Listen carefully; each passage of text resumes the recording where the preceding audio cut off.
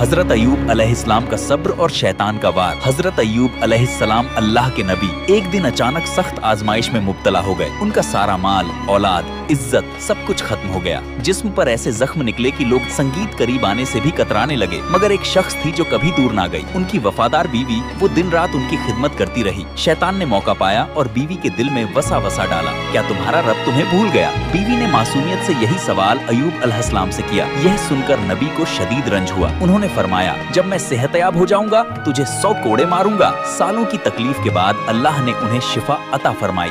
जमीन से चश्मा फूटा, बदन तंदुरुस्त हुआ, नेमतें वापस, संगीत मिल गईं। अब वादा पूरा करने का वक्त आया, मगर बीवी तो सब्र और वफा की मिसाल थी। तब अल्लाह ने फरमाया, 100 तिनकों की एक झाड़ू लो और उसे एक बार मार दो। वादा भी पूरा हो जाएगा और रहम भी रहेगा। जो बंदा सब्र करता है अल्लाह उसे कभी तन्हा नहीं छोड़ता। आजमाइश सख्त होती है मगर अंजाम हमेशा रहमत भरा होता है। आपको ये वाकया अच्छा लगा तो लाइक करें और सब्सक्राइब करना ना भूलें।